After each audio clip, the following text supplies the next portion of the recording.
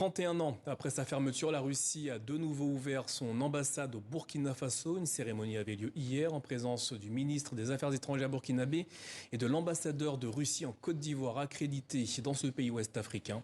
Plus de précisions avec notre correspondante Fanny Noiro-Cabré.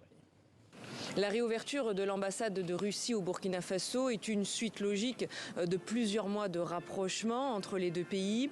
Une coopération qui s'est notamment renforcée dans le domaine de la défense, puisque dès septembre dernier, une délégation russe menée par le vice-ministre de la Défense s'était rendue ici à Ouagadougou. Mais les deux pays disent vouloir aussi renforcer leur coopération économique et sociale. Un accord a été signé d'ailleurs à la mi-octobre pour la création d'une centrale nucléaire russe au Burkina Faso.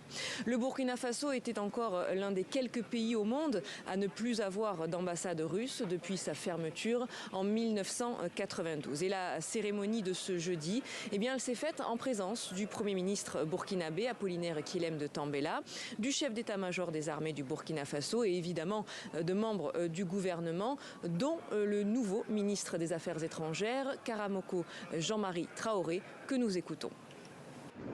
Et la présente réouverture vient donc parachever un processus de rapprochement entre nos deux pays et ouvre une ère nouvelle dans leur coopération pour le bonheur de leurs peuples respectifs.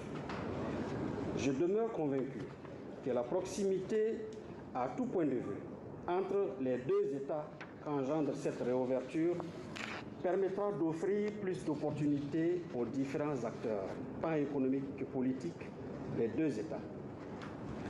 Elle sera un catalyseur pour la valorisation des potentialités économiques des deux pays et pour nouer des partenariats fructueux. Et si cette ambassade est officiellement rouverte, c'est toujours l'ambassadeur russe basé en Côte d'Ivoire, Alexei Saltykov, qui assure les affaires courantes jusqu'à la désignation du futur ambassadeur par le président russe Vladimir Poutine.